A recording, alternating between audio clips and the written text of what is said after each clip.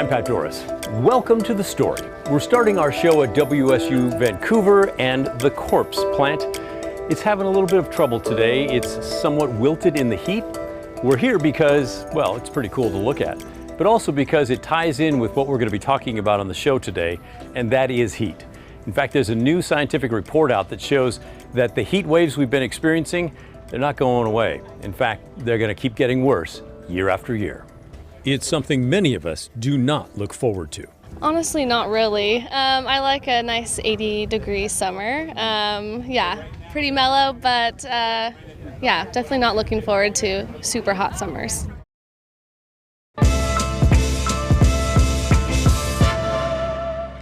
Well, I think a lot of us can agree with that. To help us see what's coming, though, a nonprofit has created a tool called Risk Factor. It allows you to get an educated guess on how heat, floods, and fires will affect you and your home in the next 30 years.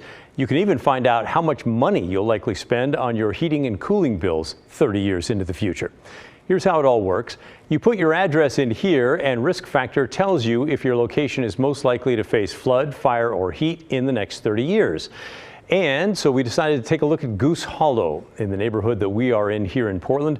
Risk Factor told us we'll most likely see an impact from heat where we'll double the number of days of 90 and above in 30 years. Let's zoom out now and head east to Pendleton, where all three factors, heat, flood, and fire, are expected to also make an impact. The address we looked up has a very small chance of wildfire impacting it this year. It's just 0.21%, but year over year, that percentage continues to grow. Eventually, the home has an 8.5% chance of facing a wildfire at least once over the life of the 30-year mortgage. And then let's head even farther east to Wallowa, where flooding is going to be the biggest risk factor. The random property we picked off Highway 82 right next to the river could see floodwaters as deep as 8 feet during a major flood right now. Let's hope that doesn't happen. But in the next 30 years, the tool predicts that amount could rise by 6 more inches, and that's spreading into homes and neighborhoods. Even though it does sound small, just 1 inch of flooding in your home can cause major damage to the structure and, of course, to your belongings. So why does this specific tool matter? Well, we talked to Jeremy Porter. He's the chief researcher at First Street Foundation. They're the ones who created this risk map. He says they wanted to create a more impactful and easy to digest map to help all of us understand climate change. And instead of forecasting like way out 100 years from now, which some do, they focused on just the next 30 years. And by the way, he says the heat is coming. On the western half of the country, the temperatures are a little bit lower, but we do see what are called local hot day heat waves happen at a higher probability. So those are just as important. The Weather Service actually calls those local heat waves lethal extreme heat events because of the fact that people aren't acclimated to the temperatures. And what we saw in Portland last year, what we've seen in Seattle this year and last year are really the same. That sort of local hot day heat wave effect. And on the western part of the country, we actually see the highest probability of those heat waves relative to the rest of the country. And we have talked about how dangerous these stretches of heat are. After all, more than 100 people died statewide during last year's heat dome event. Here's Jeremy again explaining why heat is particularly dangerous. The National Weather Service actually calls heat and extreme heat exposure the deadliest or one of the most lethal climate perils. And it is because of that prolonged exposure to extreme heat events and to sort of high temperatures that have enormous health implications. It only takes us getting to 80-degree health index or heat index where people start to respond with dehydration, fatigue, heat cramps. If you go into the 90-degree and 100-degree thresholds and you're starting to get into heat stroke level. So people that are outside all day long, they're generally exposed to even higher temperatures than what we see on the heat index because they're working oftentimes on concrete and in places that tend to be hotter or on roofs or doing construction and those types of things where they bear the brunt of the heat exposure. It's also important to remember our infrastructure, the local, state, federal level. It was all built for weather that we're used to. Here's Jeremy again explaining how the increase in our power usage for things like air conditioning units could affect us on the future in a larger scale. our infrastructure is really developed for the weather that we're acclimated to. So some people may have air conditioners. The further north you go, the less and less likely you are to have people that actually even have air conditioners. So there's this chance of a prolonged exposure to extreme heat events without actually having protections from things like in the South. Air conditioning is ubiquitous. Everywhere you go, there's air conditioning on, and it's there to protect people in those areas from that extreme heat exposure. In places where that doesn't exist, there's both a lack of personal protection from having access to air conditioning, but there's also problems with the infrastructure grids, which are built to supply energy for a certain level of cooling degree days, which is the industry standard for how hard and how often air conditioners have to run during extreme heat events. If it gets warmer, the grid itself may not be able to keep up with the power load, and you may see brownouts. You may even see blackouts in the worst case scenarios. So there is some concern over those areas where they're just not acclimated to that type of extreme heat event. That does not sound fun. So, what do you think about this? Do you have questions about how to use that tool? Do you have other thoughts or concerns about global warming in general? Share your thoughts with us. You can send an email. The address is thestory@kgw.com, or call and leave a voicemail. Our phone number is 503-226-5090. We really do want to hear from you. I look forward to hearing what you have to say. Now let's go to Chief Meteorologist Matt Zaffino. Matt, we're in the midst of yet another heat wave right now. How many of these 90-degree days have we seen so far this year? A lot, and today was another one. I'll give you the exact number in just a second here, Pat, but 98 today, which, is super hot, but the record today, 105, so we were well short of that, if that's any consolation, which it probably is not. The Dow's a hot spot in Oregon at 108. So 90-degree days in Portland. Well, here's what we're doing. The record, the most we've ever had in a year, surprisingly, was not last year with the heat dome and all the hot weather we had. It was 2018. We had 31 days in the 90s. The average is 13. We are well above that already. This year so far, including today, we've had 20 90-degree days. Last year, we had 24, although interestingly enough, from this point on last year, we didn't have any. In 2018, we had them as late as September 5th, and we usually get 1 or 2 90-degree days in early September anyway, so that's not that big of a surprise. But most likely, we're going to end up around 24 or so, because we'll get another 90 tomorrow and probably some more coming our way again next week. So tomorrow's record is 99. I think we're going to fall just short of that because of the high clouds that we have coming in right now. But the other side of the coin with the cloud cover is it keeps you warmer overnight. And the record warm overnight low for tomorrow is 65.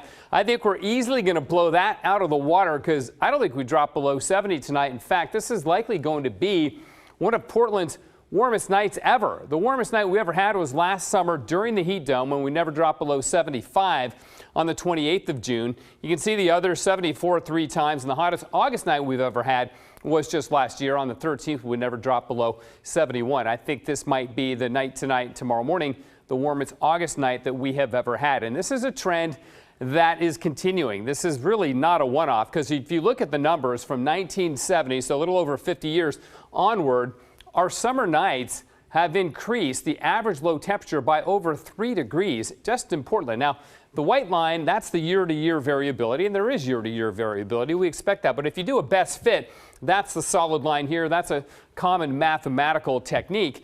You can see that we've increased our low temperatures at night by over 3 degrees in the last 50 years. And of course, that's reflected during the days as well. Our average number of summer days with above average temperatures has gone up 19 degrees over that same time period. So from about 28 days back in 1970, where we had above average temperatures on a summer day, to about 47 last year. So again, we're seeing the warming during the day, but those nighttime temperatures too, Pat, also of great concern, because it's just hotter to get the relief if you're not cooling off overnight. So very warm overnight tonight, still hot tomorrow.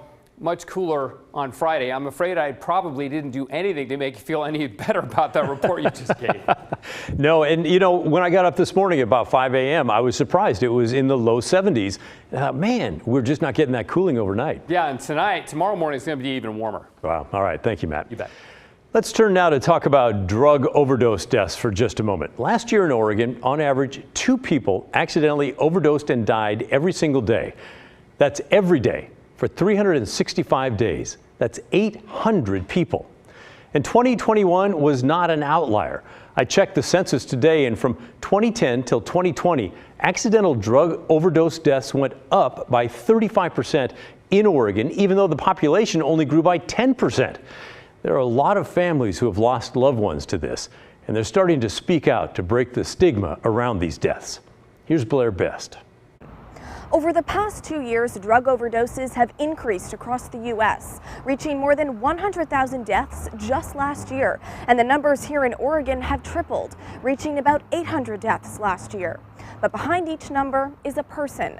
And we talked with one mother who's fighting to end the stigma around drug overdoses after losing her son to heroin. Memories of her 18-year-old son Ryan is all Lynn Anderson is left with. There's always that hole, within your family. His picture takes her back to better days. His laughter and his heart, very kind boy, young man, but just his presence, middle child, and he could change the room. Anderson believes his addiction started when he was just a boy. Ryan was in the 8th grade when he broke his leg and doctors prescribed him OxyContin. And that started his drug and alcohol use, from marijuana and alcohol and then pills, and then it led to heroin. Over the years, he went through various treatment programs and was clean for 7 months before he started using again. He didn't communicate with us that he had found his way back to heroin, and we got a text message on August 19th, 2012 from someone who was concerned about him, and shortly afterwards a deputy showed up at our door. Sure miss him. Who would he be at 29 years of age this month? That's a big question. Anderson now works in the recovery field, supporting other grieving families and fighting to change the stereotype around overdoses. There's a lot of stigma and shame associated with people who use drug and alcohol or misuse, and that needs to stop. I think there's definitely a lack in empathy. Jeremiah Lindemann feels her pain. He lost his younger brother to heroin over 12 years ago. He's since created this online map called Celebrating Lost Loved Ones, where families can post photos and a description of who they've lost to help put faces to names. It's a great vehicle to just help families that have lost people to get over a fear that they feel that their loved ones' memories will just go away and it will be forgotten. It keeps their stories alive, even though it's a map no family wants to be on. We continue, hoping to break that stigma, tear down that shame, and get those resources out there. On August 31st, which is International Overdose Awareness Day, there will be an naloxone training at Clark College. As for the map, there's also one for people in recovery to connect with one another. Blair Best, KGW News. Still ahead, the mental health crisis in the Black community. Was minimized, shut down from the standpoint of you're too young to be dealing with this. Your ancestors dealt with worse. So many people who walk around with so much pain and so much trauma and so much hurt. Why so many people are having trouble getting the help they need and what needs to be done to fix it. When the story returns.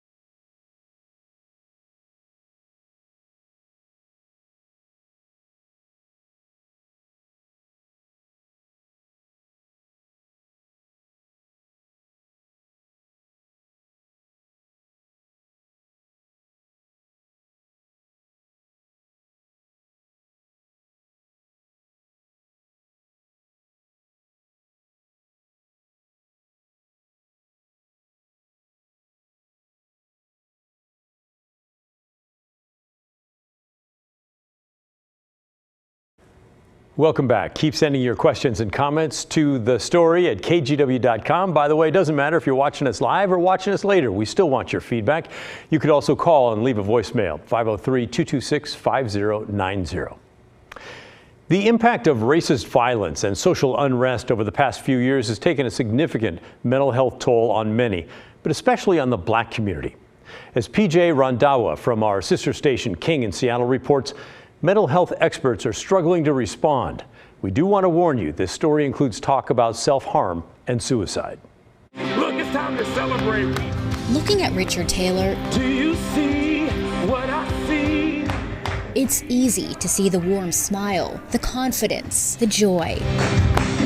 But look closer, I was able to see my mental health restored. and you'll find the scars and the hurt that came before. Talk about somebody who was at the lowest of lows and the darkest of darks, going through some really tumultuous mental health struggles. I use this tattoo as a reminder to always love myself. It could have ended very badly. It started at the age of 10, when Richard set his sights on a blade. Got home one day from school before my parents got home. I was like, well, maybe if I could just cut some of the fat off of my body, like, it would help me. It would change my physical appearance to where my peers wouldn't bully me anymore.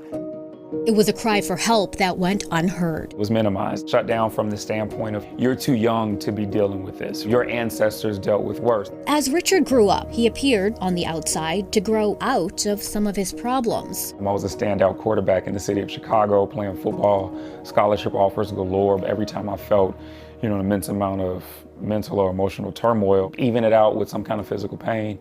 10 years later, that pain led him to another blade. Started from here. Scars at the bottom are much larger. This time in his college dorm room. That day, I just kind of was at my wit's end. There were several situations that occurred that led me to a decision to take a blade down my wrist 5 times where the word love now sits. It was my breaking point. These eyes have seen a lot. We've been through a lot. Black Lives Matter! Black people, we've always seen America as our country. We're vested in it. It's just America hasn't seen us as Americans. Omari Salisbury understands how easy it can be to get to a mental health breaking point.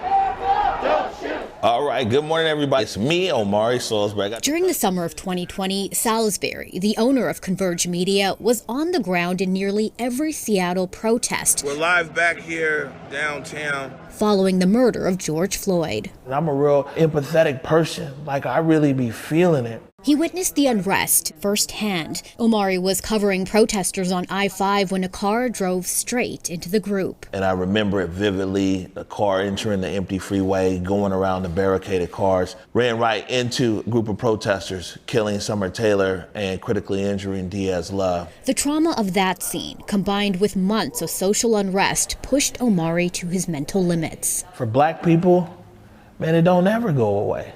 Omari made the difficult decision. In order to take care of his mental health, he stepped away from the mic to focus on himself and his community. So many people who walk around with so much pain and so much trauma and so much hurt. Let me help you connect the dots. Let me do my part. You know what I'm saying? Let me bridge that gap. Let me be of service to you, right? That's what I want to do. I want to be of service to our community because I feel it.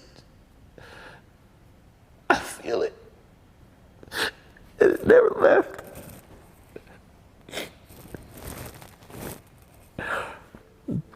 It's never left. According to the Journal of the American Medical Association, in the past 2 decades, suicide attempts for Black males between 12 and 18 have increased by 79.7%. Making Black kids and teens almost twice as likely to die by suicide than white kids. And it's not just kids at risk. The suicide rate for Black adults increased by 30% between 2014 and 2019. When we talk about triggers, it doesn't take much for people. Black Americans experience mental health issues at a rate similar to their white counterparts. But according to the American Psychological Association, they are much less likely to seek help. It's often thought of as actually being a weakness. Dr. Devin Bird is a trained psychologist and president of of Bastyr University. Black men historically have been a lot of pressure in terms of presenting oneself as being strong and not needing outside help or assistance. Richard said it was an attitude that growing up applied to everyone. You could just simply say, oh, that's just crazy Uncle Billy over there, right? But not realizing that crazy Uncle Billy really needs help. Experts say another barrier to seeking help is a lack of representation. 84% of psychologists are white, while only 4% are Black. We need more therapists of color. We need more individuals who are able to resonate with and understand the experiences of communities of color. And that brings us back to Richard, his last suicide attempt in his dorm room. 5 gashes going down my wrist from my final attempt Was enough to break through to his family and finally get into therapy. Hallelujah. He's now an author, church leader, and motivational speaker. We just say thank you today. And hopes to shatter the stigma surrounding mental health treatment that is crushing so many Black families in silence. We have so many of us living in silence, and unfortunately, if we live in silence for too long, we can make a decision to where we're not here anymore. Be able to rise from the ashes of defeat, sorrow, depression. The message is hope. For Facing Race, I'm PJ Randawa. If you or someone you know needs help now, Lines for Life has a racial equity support line. The number is here on your screen, 503-575-3764. The service is led and staffed by people with lived experience of racism, and they're available to listen and talk and to point you toward other resources if you need them. Also, the National Suicide Hotline number is simple and easy to remember. It's 988. When we come back, we're taking a trip to Butteville, Oregon. Have you heard of it? It's not that far away. And the historic store there has been serving Oregonians and visitors for more than 150 years. We'll check it out right after this.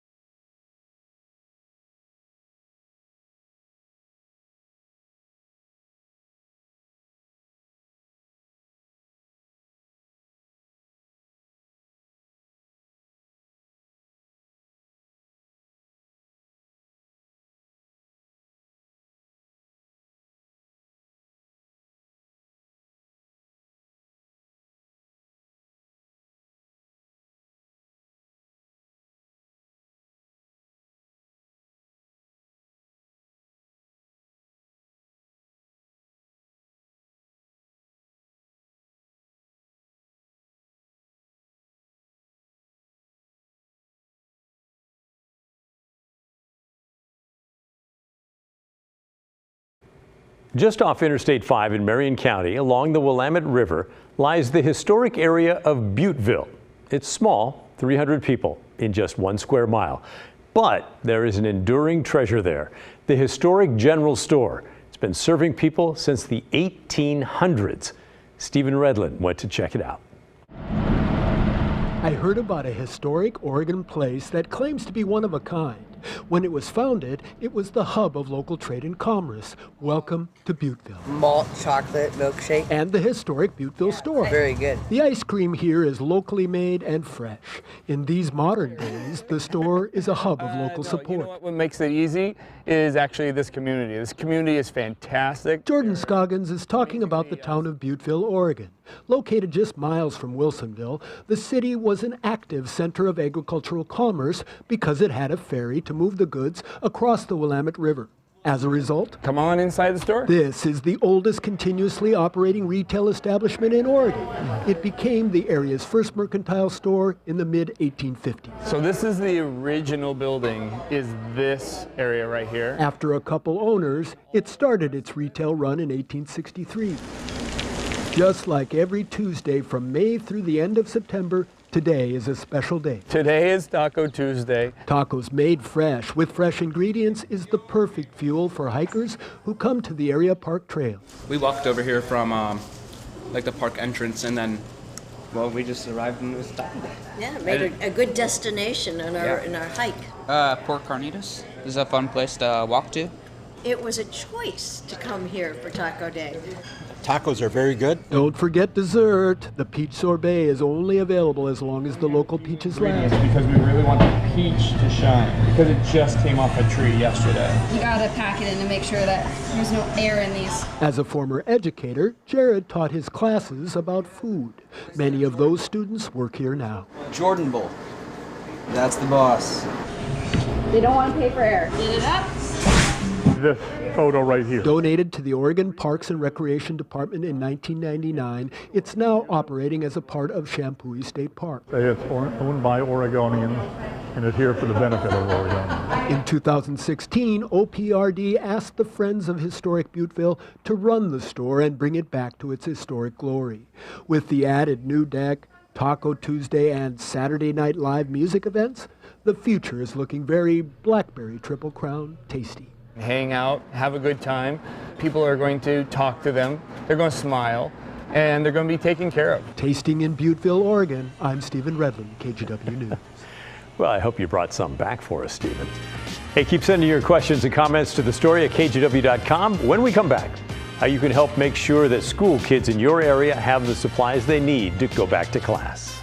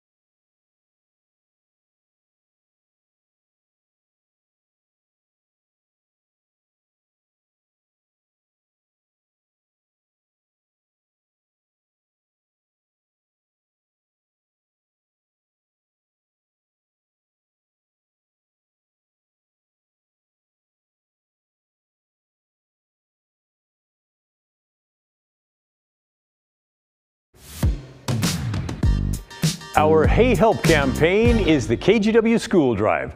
We're trying to raise enough money and supplies for more than 15,000 kids. And one of the best and easiest ways you can help is to give online. You can do it right now by grabbing your phone, aiming your camera at the QR code there on your screen, and then donate at our website. There's also a list of collection partners in your area where you can give in person if you'd rather do that. And if you don't have your phone right now, just remember it's kgw.com/school. That's the end of our program. Thanks so much for watching. And remember, the story, our story, well, that never ends. I'll see you tomorrow night.